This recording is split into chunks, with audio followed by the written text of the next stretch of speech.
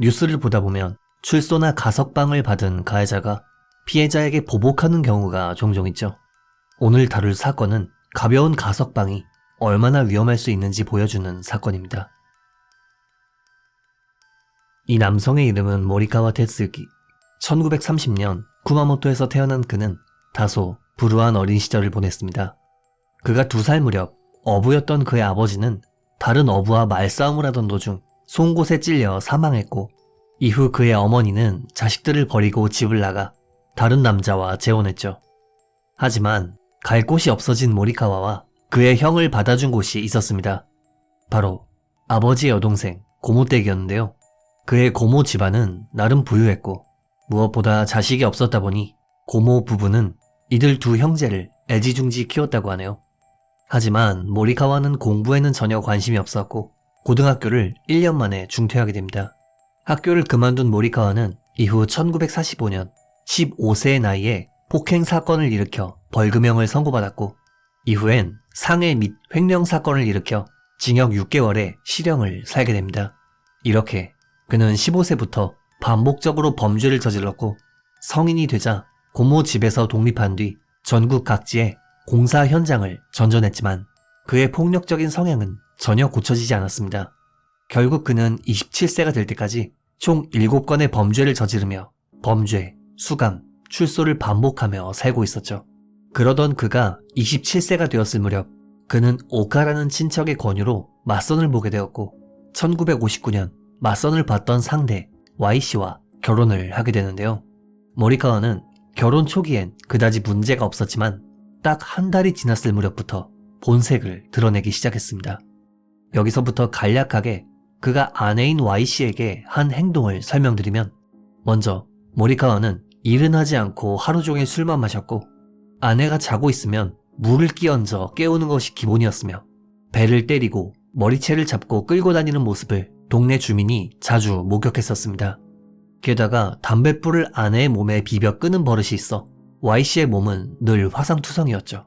심지어 한 번은 아내에게 작두를 휘둘러 뼈가 보일 정도로 상처를 입힌 적도 있었고, 충격적이게도 2살배기 아이를 안고 있던 아내를 한겨울 강에 집어던진 적도 있었습니다.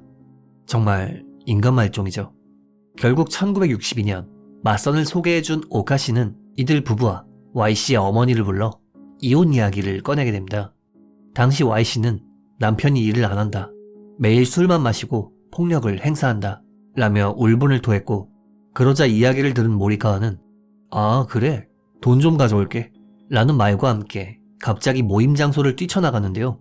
하지만 아무리 기다려도 그는 돌아오지 않았습니다. 결국 Y씨와 Y씨의 어머니는 모리카와가 도망쳤구나 싶어 버스를 타고 돌아가기 위해 정류장으로 향했죠. 그런데 정류장에서 기다리고 있던 것은 버스가 아닌 흉기를 든 모리카와였습니다. 그는 식칼로 아내인 Y씨의 옆구리와 가슴을 찌른 뒤 곧바로 Y씨 어머니의 배와 가슴을 수회에 걸쳐 공격했죠. 당시 이 광경을 목격한 행인은 즉시 경찰에 신고했고, Y씨와 그녀의 어머니는 즉시 병원으로 이송되었는데요. 다행히 Y씨는 기적적으로 목숨을 건질 수 있었지만 그녀의 어머니는 안타깝게도 과다출혈로 사망하게 됩니다. 당시 모리카와는 친척 앞에서 자신이 모욕당했다고 생각해 모임 장소를 뛰쳐나가 인근 철물점에서 칼을 구입한 뒤 2사람을 살해하기 위해 정류장에 매복했던 것이죠. 이 사건은 증거도 목격자도 있었기에 모리카와는 즉시 기소되어 재판에 넘겨졌고, 그는 애초에 오카가 맞선을 보게 한 게 문제다, 오카의 남동생 때문에 아내랑 이혼하게 된 거다 라며 자신은 잘못한 게 없고 맞선을 소개한 오카씨와 그의 남동생 때문에 이혼했다며 반성은커녕 남의 탓을 하기만 했습니다. 그리고 결국 모리카와는 무기징역 판결을 받게 되었죠. 이후 감옥에 수감된 모리카와는 다른 죄수와 비교했을 때 사정이 좀 나았습니다. 그도 그럴 것이 어린 시절부터 부모님 대신 자신을 키워준 고모가 자주 면회를 와주는 것은 물론 만약 모범수로 가석방을 받게 되면 살 집을 마련해주겠다 라는 말로 격려해주곤 했기 때문이죠. 그리고 시간은 흘러 1976년 12월 8일 사건으로부터 14년이 지난 시점에 모리카와는 기어코 가석방을 받게 됩니다. 참고로 이때 신원보증인은 모리카와를 키워준 고모였다고 하네요. 하지만 사람은 쉽게 변하지 않죠. 가석방을 받은 모리카와는 고모 집에 얹혀 살며 일은커녕 하루 종일 술만 마시기 일쑤였습니다. 그리고 이런 생활이 1년 정도 지나자 모리카와를 걱정하던 고모 부부는 그에게 슬슬 일을 하는 게 좋지 않겠냐 라는 말을 꺼냈지만 모리카와는 부엌칼을 꺼내든 뒤 죽여버리겠다며 어린 시절부터 자신을 키워준 고모 부부를 공격하려 했던 것이죠. 이때 다행히 고모 부부는 도망쳐서 무사할 수 있었지만 진짜 참 나쁜 인간이구나 싶은 것이 고모 내외는 자신을 어릴 때부터 키워줬던 데다 그가 Y씨와 결혼했을 땐 집을 사줬고 복역 중에 면회 도와주고 가석방 땐 신원 보증도 해줬는데 이런 사람을 죽이려 했던 것이죠. 이후 고모는 피해 사실을 즉시 경찰에 신고했고 모리카와의 가석방은 취소되어 그는 다시금 감옥에 갇히게 됩니다. 그리고 수감된 모리카와는 이런 생각을 하게 되죠. 난동 좀 부린 것 가지고 경찰에 신고를 해? 너넨 내가 반드시 죽인다. 1984년 2월 1일 어느덧 54세가 된 모리카와는 두 번째 가석방을 받게 됩니다. 참고로 이때 고모 부부는 신원 보증을 거부했기에 후쿠오카의 한 자립지원시설이 모리카와의 보증인이 되었는데요. 그는 이 시설에서 생활하며 한 가지 계획을 세우기 시작합니다. 바로 자신을 괴롭게 한 인물들에 대한 복수였죠. 당시 그는 노트에 죽이고 싶은 순서를 적기 시작했습니다. 그는 날 버리고 젊은 남자랑 재혼했다 라는 이유로 살해 대상 1순위로 Y씨의 이름을 적었고 두 번째는 맞선을 소개해준 친척인 오카씨와 그의 아내, 세 번째는 아내의 재혼을 소개해준 인물 A씨, 네 번째는 재판에서 자신에게 불리한 증언을 한 친척, 다섯 번째는 신원 보증을 거절한 고모 부부, 여섯 번째는 자신의 친형 등등. 그는 자신과 전혀 관련 없는 주변 인물들까지 전부 복수 노트에 이름을 적었고 최종적으로 노트에 적힌 인물들은 30명 이상이나 되었다고 하네요. 참고로 이 노트엔 자신에게 무기징역 판결을 내린 재판관의 이름까지 적혀 있었습니다. 아무튼 모리카와는 어떤 순번으로 죽이는 게 가장 효율적일지 계산한 뒤 이를 실행에 옮기게 됩니다. 자립지원시설을 나온 그는 고향인 쿠마모토로 돌아간 뒤 자신의 형을 만나 이런 이야기를 합니다. 이제 진짜 마음 잡았어. 성실하게 일할게. 당시 모리카와의 형은 떨떠름했지만 그래도 자신의 친동생이었기에 마지못해 신원보증을 해주었다고 합니다. 이 형도 살인노트에 이름이 적혀 있었는데 말이죠. 아무튼 쿠마모토로 귀향한 모리카와는 매일같이 이혼한 아내 Y씨가 어디 사는지를 여기저기 캐묻고 다니기 시작했습니다. 하지만 Y씨는 모리카와를 두려워해 그 누구에게도 자신이 어디 사는지 알려주지 않았고 모리카와는 허탕만 치기 일쑤였죠. 그리고 점점 시간이 지나며 모리카와는 시설에서 모은 돈을 유흥비로 허비하기 시작했고 경제적으로 궁지에 몰리게 됩니다. 그러자 그는 계획을 바꿔 이런 생각을 하게 됩니다. 이대로면 돈도 다 떨어지는데 어쩌지? 일단 어디 사는지 아는 인간부터 죽이고 돈을 훔치자. 훔친 돈으로 생활하면서 하나하나 죽여야겠다. 1985년 7월 22일 모리카와는 결혼 당시 맞선을 소개해준 친척 오카씨의 집으로 향했습니다. 당시 그의 품속엔 흉기로 사용할 날 길이 20cm 정도의 부엌칼이 숨겨져 있었죠.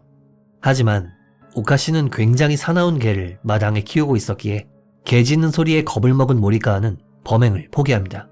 이후 누굴 죽이면 좋을지 고민하던 그는 아내의 재혼처를 알아봐준 여성 A씨를 타겟으로 잡고 1985년 7월 23일 A씨 집 근처 창고에서 술을 마시며 밤이 깊어지기를 기다렸습니다. 그리고 이윽고 새벽 2시 정도가 되자 모리카와는 몰래 창문으로 침입했는데요. 하지만 발소리를 들은 A씨가 잠에서 깨 그에게 누구세요? 라고 소리를 질렀고 그러자 모리카와는 흉기를 들이대며 네가 재혼시킨 Y 지금 어디 사는지 말해. 말 안 하면 죽인다. 라고 협박을 하기 시작했습니다. 이에 A씨가 모른다고 대답하자 모리카와는 가차없이 흉기로 A씨의 가슴을 공격했습니다. 또한 당시 이 집엔 모리카와와 면식이 전혀 없던 A씨의 악녀 B씨도 있었는데 그는 B씨에게 어차피 너도 한패지? 라고 소리를 지르며 그녀의 가슴과 목을 공격해 살해했죠. 이후 모리카와는 전화선을 식칼로 자른 뒤 시신의 옷을 발가벗긴 다음 집안을 뒤지기 시작했습니다. 그리고는 집에서 현금 68만엔과 시계, 반지 등 값비싼 귀중품을 훔친 뒤 현장에서 달아났죠. 7월 24일 아침 8시 무렵 A씨의 회사 직원들이 그녀의 집을 방문했습니다. 작은 회사의 사장이었던 A씨는 평소 늦어도 7시 반이면 회사에 출근했었는데 이날은 아무런 연락도 받지 않았기 때문에 이를 이상하게 생각한 회사 직원들이 집에 방문했던 것이죠. 그리고 아침이었는데도 집에 불이 켜져 있는 것과 창문이 열려 있는 것을 이상하게 생각한 남자 직원은 조심스레 창문 안을 들여다보았고 실내의 끔찍한 광경을 목격, 즉시 경찰에 신고했습니다. 당시 이 사건은 전국적으로 보도되었고 용의자인 모리카와의 사진 역시 전국에 뿌려졌는데요. 한편 모리카와는 A씨 집에서 훔친 시계와 반지를 술집 마담에게 선물하는 등 훔친 돈으로 유흥을 즐기기 시작했고 식당에서 한 여성을 유혹해 택시를 타고 경마장으로 향해 그곳에서 함께 도박을 즐기는 등 훔친 돈으로 쾌락을 즐기고 있었습니다. 그런데 모리카와 여성을 경마장에 데려다준 택시기사는 저 남자 어서 많이 본 얼굴인데? 라고 생각해 혹시나 하는 마음에 경찰에 신고를 했는데요. 신고를 받고 출동한 경찰 약 70명은 경마장 출입구에 인원을 배치한 뒤 내부의 인물들을 하나하나 수사했고 그 결과 사건의 범인인 모리카와를 체포할 수 있었습니다. 그는 조사 과정에서 다 죽일 생각이었다. 솔직히 이걸론 부족하다. 라는 발언을 하는 한편 왜 시신의 옷을 벗겼냐는 질문에는 발견됐을 때 망신을 주고 싶었다. 라는 답변을 했습니다. 이후 그는 재판에 넘겨졌고 재판에서 변호 측은 모리카와는 범행 당시 술에 취해 심신미약 상태였다. 우발적이고 충동적인 범행으로 계획성이 없다. 라는 말도 안 되는 주장을 펼쳤지만 재판장은 두 번째 가석방 기간에 2명의 목숨을 빼앗았다. 범행 직후에도 유흥이나 도박을 즐기는 것을 볼 때 반성의 태도는 전혀 보이지 않는다. 정상 참작의 여지가 없다. 라는 말과 함께 그에게 사형을 선고했습니다. 이후 모리카와는 남의 목숨은 쉽게 빼앗아 놓고 정작 자신의 목숨은 아까웠던 모양인지 곧바로 항소했습니다만 그의 항소는 기각되었습니다.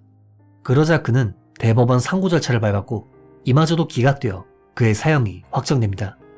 그리고 1999년 9월 10일 모리카와의 사형이 집행되어 그는 세상을 떠나게 되었죠. 가석방, 제도 자체를 없앨 순 없어도 적어도 범죄 피해자가 보복을 두려워해 불안에 떠는 일은 없어야 한다고 생각합니다. 이번 영상 어떻게 보셨는지요? 피해자분들의 명복을 빌며 영상을 마칩니다. 규미사였습니다.